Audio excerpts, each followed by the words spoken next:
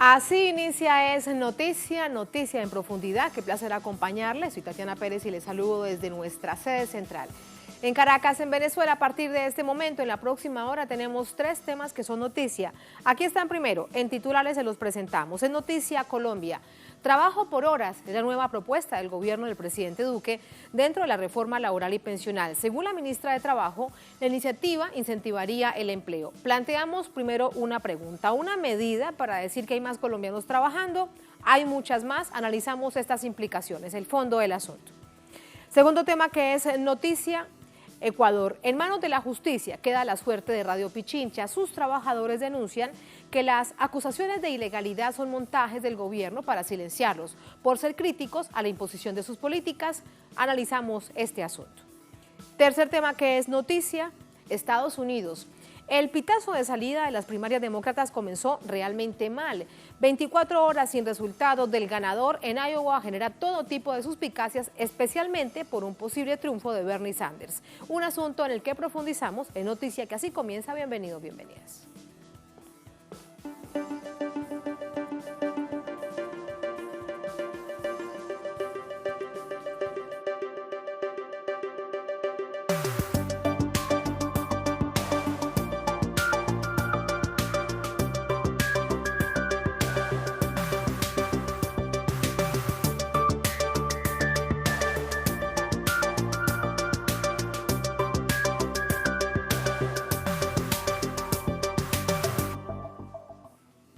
En Noticia Colombia, bajó la marea en las calles y el gobierno aprovechó para dar mayor impulso a reformas laboral y pensional. Aunque dicen que no se trata de reformas, sino de protección a la vejez y nueva forma de contratación. Políticos, académicos, centrales obreras tienen claro qué significa la precarización de condiciones laborales. Detalles a continuación. Tanto la ministra de Trabajo saliente, Alicia Arango, como el presidente Iván Duque prefieren hablar de una reforma a la estructura del sistema de protección a la vejez. Decir reforma pensional o laboral recuerda los petitorios que fueron bandera del estallido social que vivió el país hace pocos meses contra el paquetazo de Duque. En una entrevista a un medio local, la ministra adelantó las bases de las reformas que preparan. Proponen contratación laboral y cotización pensional por horas. Colombia tiene que cambiar su forma de contratar. Esto es muy polémico, pero cuando uno no cambia la forma de contratar y en el mundo va cambiando, el mundo no lo espera a uno. Por ejemplo, un ingeniero de sistemas, tú no lo necesitas todo el día en tu oficina, sino 2 horas. De inmediato el mandatario defendió la propuesta. Dijo que será llevada a una mesa de concertación con los distintos actores. Entonces, si no empezamos desde ya a buscar herramientas de protección y de cobertura sobre la base de equidad, el problema que vamos a tener más adelante es tremendo. Nosotros queremos concertar unos mecanismos de protección a la vejez. Entonces me decían, pero reforma pensional y no, protección a la vejez. Las críticas llegaron por cuenta de políticos, académicos y centrales obreras. Para el senador Wilson Arias, se trata de un plan de precarización de las condiciones laborales. Tendremos contratos más esclavizantes que las órdenes de prestación de servicios. En Colombia solamente 23 de cada 100 colombianos en edad de pensionarse logran una pensión y según la Contraloría, para el caso de los contratos temporales, los trabajadores deben cotizar más de 36 años. ¿Se imaginan lo que va a ocurrir ahora cuando se cotice por horas para pensión? Lo que el gobierno planea además es que los colombianos se pensionen con mesadas por debajo del salario mínimo. Lo propio opina el senador Jorge Robledo. Eso es el colmo. Ese trabajo de 2 horas no puede generar pensión y si la genera será una pensión miserable. Pero esto tiene un secreto que es peor que todo. Es que esta es la manera como siguen adaptando al país con la mentira de que es que así sí vamos a competir, adaptándolo a la destrucción del aparato productivo, industrial y agropecuario y de todos los tipos. Y adaptándolo a la desigualdad social y a la concentración de la riqueza más escandalosa. El aumento del desempleo y de la economía informal es una de las mayores preocupaciones de la población colombiana. Según un informe del Departamento Administrativo Nacional y Estadística, DANE, la tasa de desempleo en 2019 se ubicó en 10,5%. cifra mayor a la registrada en 2018, cuando la tasa fue de 9,7%. Revisamos más reacciones, más de este panorama con tal nivel de rechazo desde Bogotá con nuestro corresponsal Hernán Tovar. Hernán, buenas noches. Adelante con este panorama, por supuesto, las reacciones. Muy buenas noches, Tatiana. Sí, efectivamente varias centrales obreras, sindicatos, políticos están en desacuerdo con esta propuesta que ha lanzado la ministra en este pincelado de lo que será la política social y económica que ha venido ya implementando el presidente Duque. Recordemos que desde a finales del año pasado ya se venía haciendo trámite en el Congreso la reforma tributaria que al final fue aprobada pese a los reclamos de las personas en la calle. Los sindicatos y fuerzas laborales en el país han asegurado que, al contrario de que se incrementen los índices de empleo, van a seguir en la baja. También aseguran que lo que pretende el gobierno es pauperizar los ingresos de los trabajadores en Colombia y ampliar la brecha de inequidad. Algunos analistas aseguran que en el tema del subempleo y en el tema de la informalidad laboral supera los 39%, así que es bastante en lo que se tiene que trabajar en este sentido. La ministra no ha dicho cuándo se va a reunir con los sindicatos para exponerle esta propuesta. Los sindicatos aducen que esta es una propuesta, efectivamente, pero que en la mesa, cuando se reúnen en la mesa de concertación laboral, hay tres partes. Están los sindicatos, los trabajadores, están los empresarios y está el gobierno. Aliados a esa política que cumple los dictámenes de la OCDE y el Fondo Monetario Internacional están los empresarios y el gobierno. Y del otro lado, en total oposición, por lo que ya hemos referenciado, los trabajadores y sindicatos. Ellos han dicho que ante esta situación la única alternativa es seguir con más fuerza a las calles a expresarle el descontento al gobierno para que de alguna forma y escuche más bien a los trabajadores y al resto del país que no está conforme con estas medidas que está implementando el gobierno y que, como te decía antes y le decía a los televidentes, va a ampliar la brecha de inequidad en el país, Tatiana. Teniendo en cuenta que Colombia es uno de los países más desiguales del mundo, de acuerdo a estadísticas mundiales. Eso está más que comprobado. Hernán, gracias. Buenas noches. Vamos a entrar con el análisis. Para ello nos acompaña Enrique Daza. Gracias, Hernán. Buenas noches. Analista económico internacional, miembro de ese trabajo. Enrique, ¿cómo estás? Buenas noches. Buenas noches, ¿cómo están? Gracias. Enrique, quiero comenzar el análisis con una frase que le ha dado la vuelta a toda Colombia, una frase de la ministra de Trabajo saliente. Un ingeniero de sistemas, tú no lo necesitas todo el día en la oficina, puede trabajar 2 horas. ¿Qué es lo que quiere decir el gobierno entonces, si eso es lo que piensa? Aquí estamos hablando de un ingeniero de sistemas, pero puede ser cualquier profesión. Ella lo que puso fue el ejemplo del ingeniero de sistemas. ¿Cuál es tu visión? No, esa es una frase muy diciente, porque lo que está queriendo decir la ministra es que van a incorporar a la legislación el trabajo a tiempo parcial, los salarios por debajo del mínimo, es decir, la deslaboralización del trabajo, incluyendo la eliminación de los contratos a término indefinido, el pago de prestaciones regulares. Es decir, el espíritu de la propuesta es que ya no va a haber estabilidad laboral, ya no va a haber salario mínimo, ya no va a haber garantías de organización, sino que la gente se la va a contratar pues, por horas, por días, por minutos, y eso tiene una consecuencia para los ingresos de los trabajadores.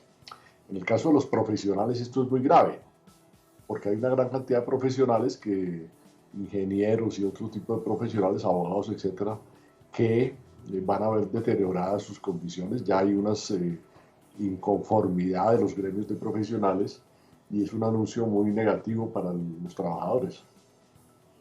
Cuando vemos esto aunado a lo que ha dicho ella misma y el presidente Iván Duque, que es para tratar de que se sumen más personas, más trabajadores al sistema pensional, ella dice esto: de 23 millones de trabajadores que tiene el país, solo cotizan 8 millones para pensiones y se calcula que solo 3 se pensionaron en los últimos años, 3 millones. Y lo hace ver como si fuese culpa de los trabajadores colombianos. ¿De quién es la culpa que tengamos una situación tan lamentable en Colombia? Bueno, en primer lugar, la preocupación del gobierno no es que la gente se pensione, sino que la gente cotice, que son dos cosas muy distintas. Dentro de las políticas del gobierno está incluido recaudar mucho más dinero, que todo el mundo cotice para los fondos de pensiones.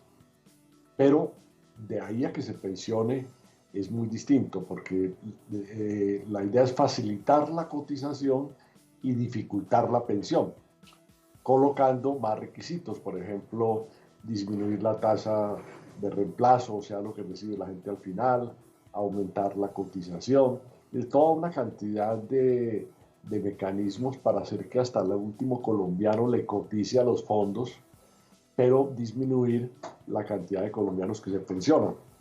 Cuando ellos hablan de cobertura, están hablando es de la cobertura de la cotización, no de la cobertura de pensión. En realidad, el resultado de una reforma de estas sería una disminución de la cantidad de pensionados o un deterioro, en el mejor de los casos, de los ingresos de los pensionados y un fortalecimiento de los fondos privados de pensiones, que ya son sectores que tienen muchos billones de pesos y los manejan en el mercado de capitales como parte, digamos, de unos grandes conglomerados que utilizan esto para sus negocios. Es decir, la propuesta de reforma pensional es una propuesta para fortalecer el mercado de capitales, el sector financiero y con las cotizaciones de la ciudadanía y dificultar las condiciones para la pensión. Y entonces, como consecuencia, también te lo pregunto, disminuir el sistema pensional público que aún existe en Colombia, que está vigente. A través, por ejemplo, en este caso, durante la historia le han cambiado los nombres, ahora con Colpensiones. Bueno, en realidad, explícitamente, el gobierno ha hablado de marchitar el sistema de pensiones públicas. ¿Sí? Están dudando si lo van a marchitar o lo van a cerrar definitivamente, pero está entre esas dos opciones. Entonces, eso sería una cosa gravísima, porque el sistema público es el sistema en el cual la gente se puede pensionar en mejores condiciones. Es un sistema que no es un sistema excesivamente oneroso para el Estado. Colombia gasta proporcionalmente una pequeña cantidad de su Producto Interno Bruto en el sistema pensional. Y finalmente, pues lo que está en juego es que las pensiones no deben ser solamente el producto del ahorro personal de los individuos, sino una especie de retribución que la sociedad hace a todos los aportes que el ciudadano hace a lo largo de su vida. Claro, para eso se mató trabajando toda la vida. Ahora, si sumamos una cosa con la otra, lo que dicen con respecto a la reforma laboral y la reforma pensional, lo que se conoce hasta ahora, uno se pregunta, si un profesional, una persona en Colombia, trabaja 2 horas al día, ¿cuándo se va a poder pensionar? A los 100 años será. Nunca. Es decir, las personas que trabajan 8 horas al día difícilmente se pensionan, porque tiene que trabajar de forma continua durante 20 o 30 años, dada la informalidad, dada los cambios de trabajo, que la gente cambia cada 3 o 4 años de trabajo. Es muy poca la gente que logra pensionarse. Si aún va a trabajar menos horas al día, es prácticamente imposible que se pensione, porque tendría que trabajar 50 o 60 años para poder pensionarse, y con una pensión supremamente baja. Una pregunta que nos planteábamos justo en titulares, y te la dejo planteada para conocer tu reflexión, Enrique. Si todo esto además tiene que ver con el intento del gobierno, después de que se cambió la fórmula de medir las tasas de empleo y desempleo. Y en este momento, además, cuando vemos que ha aumentado significativamente la tasa de desempleo en Colombia por encima del 10%, si lo que están intentando es hacer ver que hay más gente dentro del sistema formal laboral, cuando lo que sucede es todo lo contrario. Sí, hay una manipulación de las cifras y el desempleo reconocido por el gobierno estadísticamente es un desempleo muy inferior al verdadero desempleo, porque las estadísticas clasifican como empleado a aquella persona que ha trabajado 1 o 2 horas en la semana anterior, y las personas que ya han desistido de buscar empleo porque llevan años buscando no son considerados desempleados sino inactivos. Entonces, si uno realmente suma el desempleo reconocido por el gobierno, más la informalidad como desempleo disfrazado, más los inactivos que han que han perdido toda esperanza de conseguir empleo, la cifra real de desempleo puede ser superior al 20%. Al 20%, imagínate. Claro, claro. Pero es una cifra exageradamente alta. ¿Por qué crees que se ha llegado a esta situación? ¿Qué ha pasado? Pues se ha llegado porque el Estado, desde que empezó la apertura económica en los 90, ha golpeado en forma sistemática la industria y la agricultura, que son las dos fuentes de empleo formal y de empleo decente más importantes. Entonces, el sector real productivo de la economía ha perdido su participación en el Producto Interno Bruto, no se crean nuevas industrias, no se crean nuevos cultivos, entonces el aparato productivo ha decaído y eso ha determinado una pérdida del empleo. Estamos importando cosas que se podían producir en Colombia, no se crean nuevas empresas. Entonces, esa es, digamos, la causa estructural, es la debilidad del aparato productivo. La causa estructural es el modelo. Enrique, ante toda esta situación, tanto la ministra de Trabajo como el presidente dicen que es una propuesta que se va a socializar, que se va a discutir con distintos sectores del país. Teniendo en cuenta lo que sucedió en el año 2019 con respecto a cómo se manejó la agenda de carácter social por parte del gobierno, ¿qué hacer? ¿Cuál es tu visión? ¿Qué crees? ¿Se mantendrá entonces la presión en las calles ante una situación que es el panorama de lo que viene para el país? Bueno, es indiscutible que este es un gobierno que ha venido deteriorando las condiciones de vida de la gente. No únicamente es el tema del desempleo, sino además de eso, el aumento de las tarifas de servicios públicos, las condiciones pues, productivas de los campesinos. O sea, hay una situación social realmente calamitosa y se ha agravado enormemente la desigualdad. En esas condiciones yo creo que lo que se ha vivido recientemente es un despertar del descontento de la población y una juventud que no ve ningún horizonte laboral, ningún horizonte en su vida, que ha salido a las calles a protestar. Yo espero que esta situación continúe porque no se ve ninguna solución por parte del gobierno. Y el gobierno, por su parte, pues no ha aceptado dialogar con el movimiento social, sino que se ha inventado una especie de monólogo en el cual el gobierno vuelve y ratifica sus propuestas, que son las mismas de siempre, sin escuchar las diferentes propuestas que han hecho muchos analistas y el movimiento social. Ese es el panorama en Colombia a propósito de la coyuntura, lo que ha planteado la ministra de Trabajo y reitera el presidente de Colombia, Iván Duque. Enrique, gracias por ayudarnos con este análisis. Muy buenas noches. Bueno, buenas noches. Muchas gracias.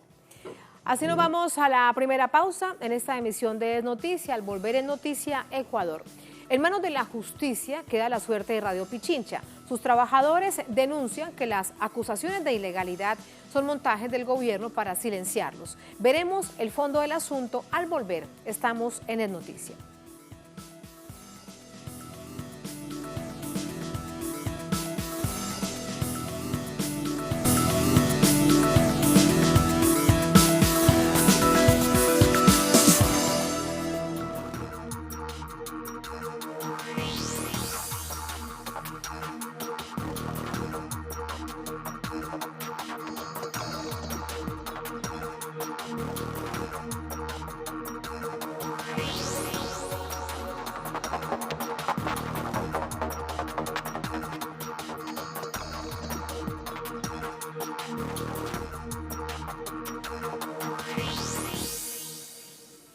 En Noticia Ecuador se registra un nuevo atentado contra la libertad de expresión luego del anuncio del posible cierre de Radio Pichincha.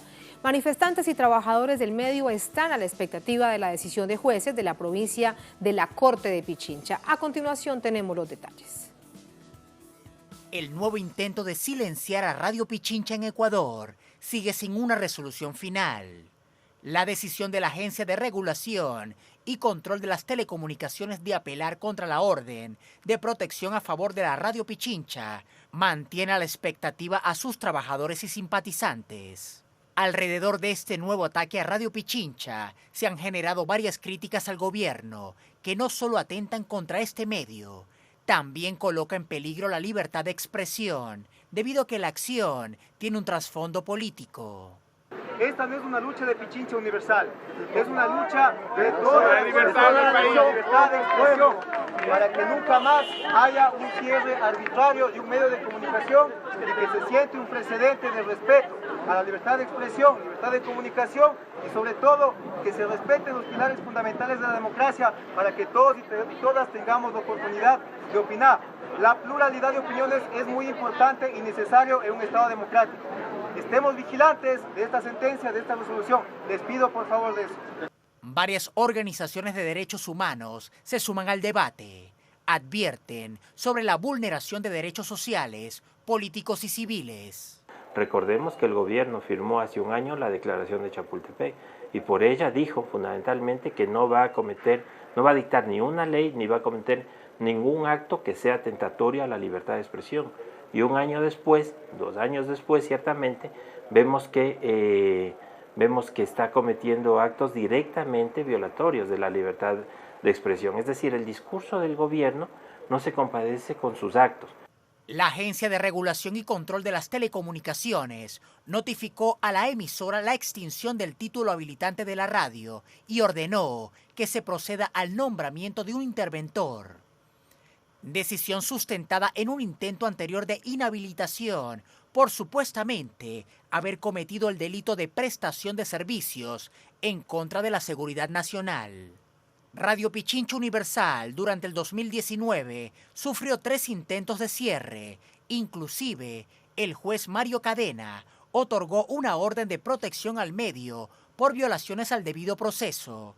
En manos de la justicia queda una decisión que, dependiendo del resultado, les daría avisos de independencia o de lo contrario, sumaría los casos de persecución y lawfare. Allí los hechos, de inmediato vamos a entrar con el análisis. Para ello nos acompaña Washington Yepes, él es director general de Radio Pichincha, nos acompaña desde Ecuador. Washington, buenas noches, ¿cómo está? ¿Qué tal? Buenas noches. Saludos a toda la audiencia de Telesur. Muchísimas gracias. Primero quiero pedirle que nos haga un sintético contexto. ¿Cómo se llega a este punto? Decíamos en el informe que no es la primera vez que se intenta silenciar. Hubo 2 veces anteriores y un juez falló pidiendo medidas cautelares por la radio, por los trabajadores. ¿Qué fue lo que sucedió en ese entonces? Bueno, lo que nos acontece en estos precisos instantes es la secuela de una serie de acontecimientos que Radio Pichincha Universal ha venido soportando aproximadamente desde hace un año. En primera instancia, un cierre injustificado que se dio a propósito de exhibir una supuesta deuda con un canal incautado gubernamental que se llama Gavavisión, y en ese entonces pues se cerraron de manera abrupta, de manera arbitraria, mediante un acto de sabotaje, los transmisores de Radio Pichincha Universal y consecuentemente acallaron la radioemisora de manera asimismo violenta, con esto afectando a los derechos fundamentales de las audiencias de Radio Pichincha Universal. Esta fue una primera ocasión. Una segunda ocasión se produjo durante las jornadas de octubre, que como todo el mundo conoce, y América Latina también lo conoce, fueron cruentas, existieron muertos, existieron heridos y existieron miles de detenidos.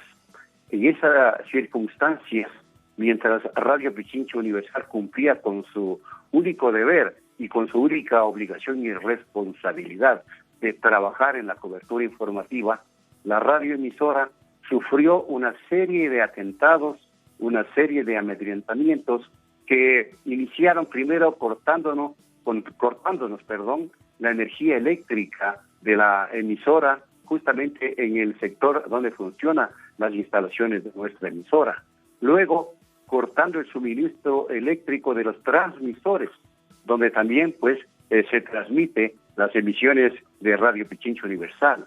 Posteriormente, interfiriendo la señal de manera muy sospechosa con aparatos altamente sofisticados, impidiendo que la señal de Pichincha Universal llegue a sus oyentes. Y finalmente, el 8 de octubre, en ese mes muy trágico, un allanamiento policial de la fuerza pública que incautó equipos, que amedrentó de manera psicológica, de manera violenta, a todos los trabajadores de Radio Pichincha Universal mientras estábamos en el aire. Allí ya se hacía una orden de una eventual cierre de la emisora. Y posteriormente, el 9 de octubre, en efecto, Arcotel, la agencia de regulación de las telecomunicaciones, procede a una sanción administrativa mediante argumentos jurídico-legales traídos de los cabellos y procede a cerrar de manera definitiva la radio, pero en primera instancia obligándonos a que enlacemos nuestra señal informativa a la radio pública del Estado de manera permanente. ¿Qué tipo de argumentos? Te pregunto allí en este paréntesis para seguir relatando los hechos. ¿Qué tipo de argumentos planteaba Arcotel para cerrar Radio Pichincha? Bueno, ellos argumentaban primero que estamos haciendo un llamado a la discordia, que estamos fomentando la violencia, y lo que ya ustedes señalaron en la nota informativa, que había prestación de servicios en contra de la seguridad nacional. Nada más falso, nada más mentiroso. Lo único que nosotros estábamos haciendo era la cobertura informativa en el lugar de los acontecimientos. Es decir, trasladar los hechos informativos a la audiencia de Pichincha Universal, como lo hacían varios medios digitales, excepto los grandes medios de comunicación, desde un relato diferente al relato que fue montado por los empresarios de los grandes medios de comunicación ecuatorianos. Eso, precisamente eso, disgustó al régimen y evidentemente se inventaron una sanción administrativa señalando que habíamos estado nosotros incitando a la discordia ciudadana y provocando violencia y por ende, posteriormente inclusive señalándonos que nuestras emisiones estaban fomentando la posibilidad de un golpe de Estado, cosa que es absolutamente falsa, absolutamente mentirosa y violatoria, tentatoria a los derechos humanos y a la libertad de expresión. Washington, ¿eso significa entonces lo que dice allí la medida ejecutiva por la seguridad contra la prestación de servicios contra la seguridad nacional? ¿Significa eso entonces? Informar lo que estaba sucediendo en medio del estallido social y la represión brutal del gobierno. Eso es lo que significa.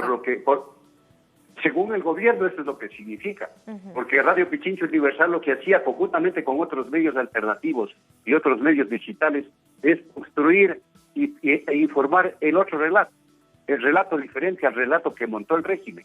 Y para ellos, para el régimen, para el gobierno de Lenín Moreno, eso significaba prestar servicios a través de una frecuencia del Estado en contra de la seguridad nacional. Imagínense ustedes que para sancionar a Pichincha Universal, para pedir la extinción del título habilitante de la frecuencia, se sirven de un informe de un teniente coronel del Ministerio de Defensa, cosa inaudita, que ahora las Fuerzas Armadas dictaminen si se cierra o no un medio de comunicación democrático. Es algo inaudito que no se puede aceptar a nivel nacional ni a nivel internacional. Ventajosamente existe pronunciamiento de la Comisión Interamericana de Derechos Humanos y del relator especial para la libertad de expresión de las Naciones Unidas. Realmente lo que ha pasado es algo que no se puede aceptar y que no pueden aceptar los colegas comunicadores sociales de toda Latinoamérica y el mundo. Pero hemos tenido voces solidarias y sabemos y creemos que mediante las acciones legales que hemos planteado vamos a salir triunfantes. el gobierno de Lenín Moreno no nos va a callar, no podrán callarnos y nos van a tener que dejar seguir trabajando como nos corresponde. Washington, nos hablas de manera esperanzadora, si se quiere, por el fallo de los jueces de la Corte de Pichincha, pero realmente en términos objetivos y de argumentación, ¿qué tanta posibilidad hay de que haya un fallo favorable a Radio Pichincha, un fallo que se ajuste a derecho?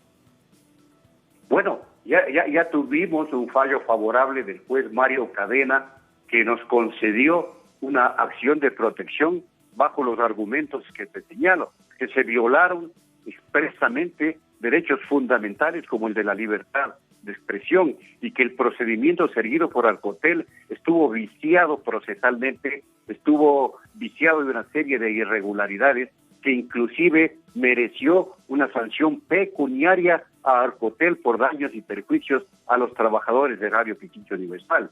El juez Mario Cadena es un juez constitucional, y si ese juez constitucional argumentó de manera tan tajante que se violaron todo tipo de preceptos legales y constitucionales, es lógico entenderse que ahora la Corte Provincial de Pichincha, que es la que está siguiendo la apelación que hizo Arcotel, tendrá que ratificar el fallo del juez constitucional. Es que no hay otra opción, porque de lo contrario sería violentar y desdecir un fallo que está categóricamente señalado por el juez constitucional Mario Cadena. Confiamos entonces que los actuales jueces sepan leer sobre la base del derecho que el juez Mario Cadena actuó con la verdad, actuó apegado al derecho y ratifiquen esta sentencia en contra de Arcotel y consecuentemente se cierre la posibilidad,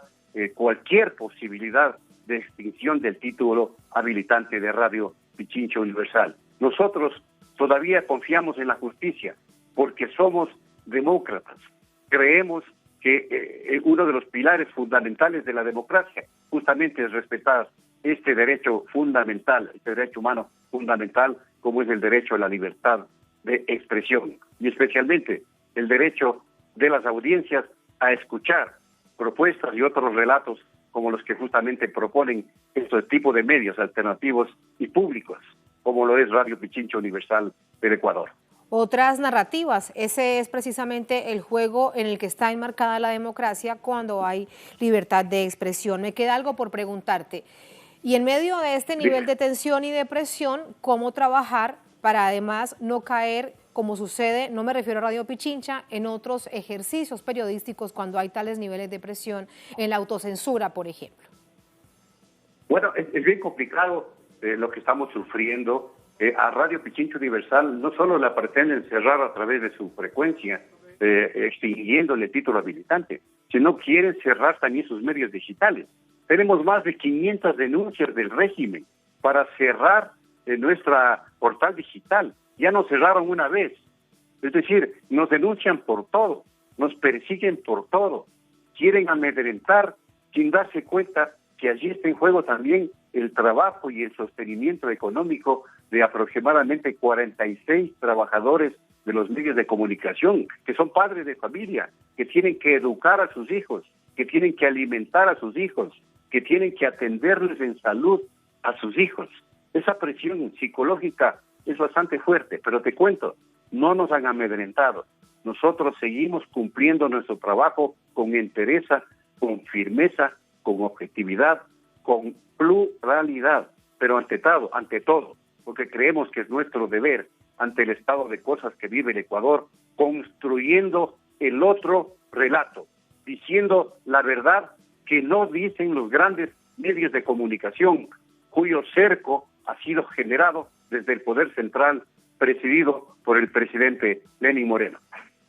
Muchas gracias por estas reflexiones que nos haces en un momento complejo para Radio Pichincha, también para la ciudadanía ecuatoriana. Esperaremos entonces qué pasa con este fallo de la Corte de Pichincha. Gracias, Washington. Buenas noches. A ustedes muchas gracias por atender. Gracias a ustedes por atendernos y les ruego difundan esto que es necesario, la solidaridad internacional. Hasta pronto. La audiencia de América Latina y el mundo nos estará viendo y también a través de nuestra multiplataforma. Bien, así nos vamos a la segunda última pausa en esta emisión de Es Noticia, al volver en Noticia Estados Unidos. Ahí las imágenes, el pitazo de salida de las primarias demócratas comenzó mal y de qué manera. 24 horas sin resultados del ganador en Iowa genera todo tipo de suspicacias. Se trata de un asunto que analizamos al volver, con información, con profundización en el tema. Ya venimos, sigan con nosotros.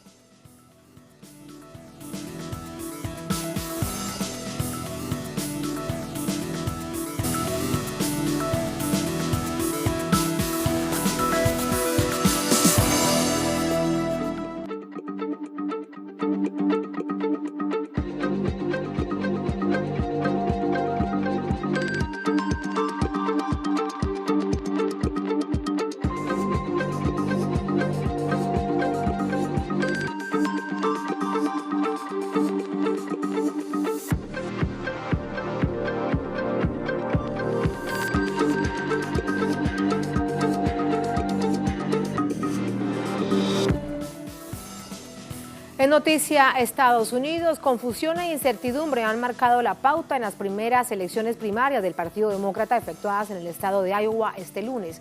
El retraso en el recuento, la emisión oficial de resultados han empañado el llamado de los caucus que tenía tal nivel de expectativa a su comienzo.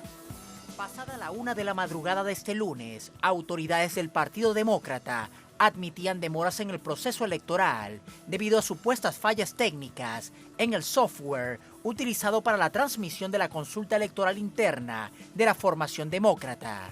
En medio de dudas y fuertes críticas al proceso eleccionario, los candidatos Sanders, Buttigieg, Elizabeth Warren y el ex vicepresidente Joe Biden aseguraron haber tenido un buen desempeño durante la jornada. Así que aún no conocemos todos los resultados, pero sabemos que para cuando todo esté dicho y hecho, Iowa habrá conmocionado a la nación. Porque según todos los indicios, iremos a New Hampshire victoriosos.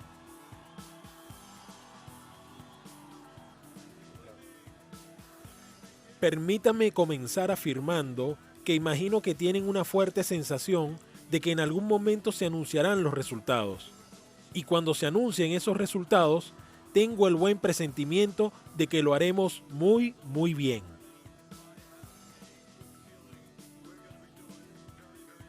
El presidente y virtual candidato republicano Donald Trump aseguró por su parte ser el único beneficiado por la polémica acaecida en Iowa. No obstante, ciudadanos y militantes de base mostraron su preocupación por la típica situación. No estoy realmente seguro de cómo se desarrollará esto en el futuro. Honestamente, no creo que sea algo tan influyente, pero todos en este país observan a Iowa como la piedra angular que sienta las bases de lo que sucederá a continuación. Así que pienso que publicar esos resultados lo más rápido posible ayudará a estabilizar la situación un poco más. Las leyes electorales estadounidenses contemplan un proceso de elección indirecta, donde 538 delegados a los colegios electorales están habilitados para elegir al presidente del país. La inconsistencia en los resultados electorales de este primer ensayo de las primarias se suma a la escasa participación característica en las últimas décadas, que ronda el 50%, y a la existencia de otros filtros indirectos y superdelegados que cuestionan la legitimidad del proceso político electoral de la nación norteamericana. ¿Qué pasa con resultados? Le preguntamos de inmediato a nuestro corresponsal en Washington, Jorge Gestoso, resultados no oficiales, pero bueno, resultados al fin. Jorge, buenas noches, ¿cómo estás? Tatiana, muy bien, y todavía esperando a ver los resultados definitivos, porque como ustedes mencionaban, solo se han contado el 62% de los votos, o sea que hay un divorcio, como sucedió un poco en las elecciones en donde perdió Hillary Clinton. La diferencia entre el voto popular y el porcentaje de delegados en juego. En lo que tiene que ver con los 41 delegados que están en juego en las asambleas de Iowa, en definitiva, en ese rubro está ganando por el momento Pete Buttigieg con una diferencia de 1.8%. Pero en lo que tiene que ver con el voto popular, está ganando Bernie Sanders por más de 1.000 votos. Complicado de entender porque en realidad el Estado se divide en pequeños condados y no necesariamente hay una representación directa entre el número de votos y lo que representa la cuota parte de delegados que representa cada uno de esos condados. Ya te digo, sumamente compleja, digamos, la ecuación.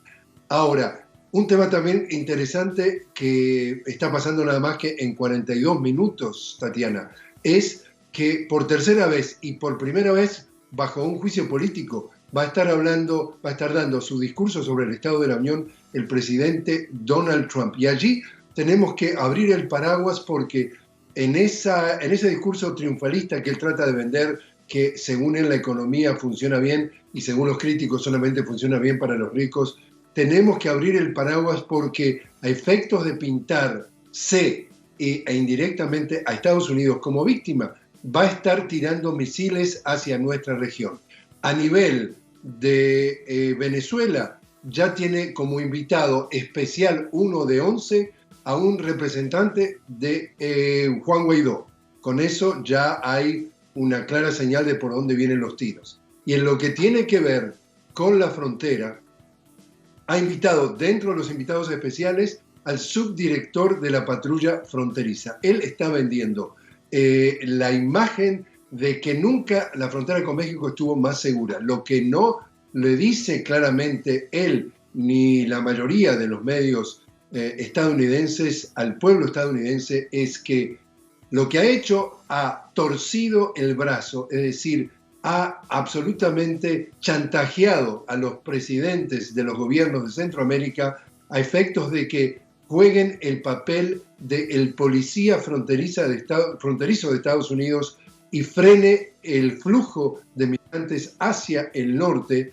Y de lo contrario, esto tiene que ver también con el quid pro quo, que es lo mismo que estuvo haciendo en Ucrania, es decir, si tú me das esto, yo te doy lo otro. Si tú no querés que te aplique sanciones económicas que hubieran sido demoledoras para esos países, entonces tú tenés que aceptar la exigencia de que tienes que hacer la función de policía fronteriza. Y es muy posible, Tatiana, que hasta llegue a decir que con este sistema de extorsión, de chantaje a nuestros países centroamericanos, él ha logrado que México pague por el muro, porque la vuelta que le da es que al haber en realidad menos migrantes llegando, está haciendo que los mexicanos en la frontera sur de México con Guatemala construyan, entre comillas, un muro.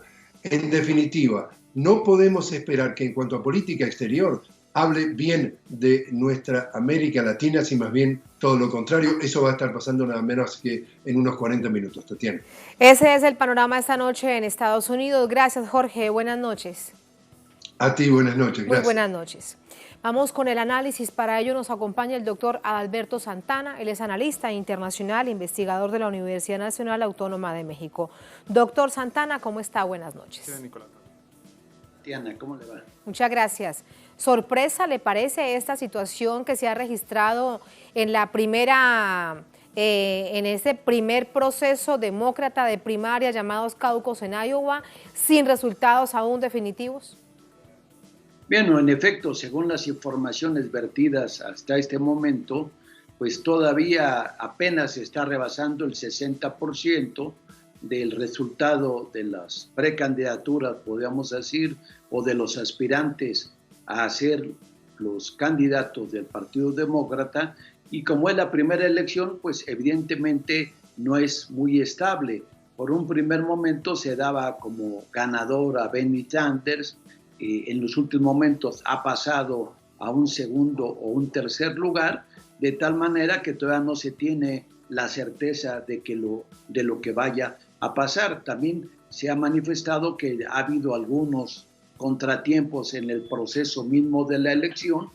De cierta manera, es difícil pronosticar quién va a ganar y cuál va a ser el resultado de este primer proceso del Partido Demócrata allí en el estado de Iowa. No deja en todo caso, doctor, generar suspicacias una situación de estas. Estamos hablando de Estados Unidos, el país que dice que tiene la democracia más perfecta del mundo, que da lecciones de democracia. Yo no me quiero imaginar, muchos no se quieren imaginar que una situación de esta se hubiese registrado en otro país de nuestra América Latina. Una situación de esta genera entonces tal nivel de suspicacias y particularmente sobre lo que había pasado antes en términos de encuestas, que daban como ganador a Bernie Sanders. Si es que ahora pasa todo esto tratando de bloquear una candidatura firme, ya en firme realmente, para el Partido Demócrata de Bernie Sanders. Sí, en efecto, pensemos que la democracia electoral, porque no es la democracia en general, es la democracia electoral del Partido Republicano o en su momento del Partido Demócrata, como ocurre en este caso, o de las elecciones para presidente en los Estados Unidos, pues tiene su particularidad que es muy distinta al resto de las democracias del mundo, donde gana el que tiene la mayoría, donde gana de manera directa el que tiene la mayoría. Aquí no, aquí se eligen a los representantes, quien van a elegir precisamente según en cada uno de los estados a quien sea el posible candidato, de tal manera que esa democracia pues tiene sus contratiempos, tiene sus puntos no muy claros de lo que puede desarrollarse, y esa es parte de la tradicional vida política norteamericana. De tal manera que habrá que esperar y ver cuáles son realmente las tendencias del electorado demócrata y ver cuáles son sus resultados. Doctor Santana, me queda algo por preguntarle. También parece sorpresivo un nombre que no figura en general en la política nacional de Estados Unidos, Peter Buttigieg. ¿Quién es él? Está hasta este momento punteando en la información extraoficial, digamos, en los exit poll, en lo que dicen los medios de comunicación, las agencias de noticias, con una muy pequeña diferencia, pero al fin y al cabo de primero. Sí, evidentemente que el más popular, dijéramos, o más famoso de los aspirantes demócratas es Bernie Sanders, un demócrata progresista, podríamos decir de la izquierda norteamericana, que ha venido descollando, senador Paul Ryan, que ha venido descollando en los últimos tiempos al interior de la política del Partido Demócrata, igual que la senadora Elizabeth Warren. Sin embargo, este personaje que aparece hoy en primera o segunda instancia, ya encabezando la mayoría demócrata, pues es menos conocido. Se sabe poco de él y habrá que ver que en las próximas noticias pues se dé más información de cuál es su pensamiento político, cuál sería su propuesta para las elecciones en los Estados Unidos. Por eso se plantea como toda una sorpresa en este proceso que ha comenzado con tal nivel de traspiés. Doctor Santana, gracias, muy buenas noches. Gracias por ese análisis. Gracias a usted, Tatiana. Hasta luego. Hasta luego. Gracias a ustedes por habernos acompañado. Ponemos punto final a esta emisión de Noticia.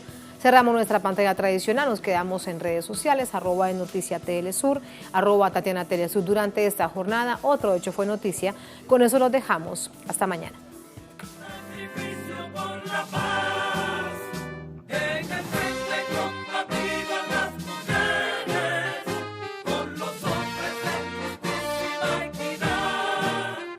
Bendecidos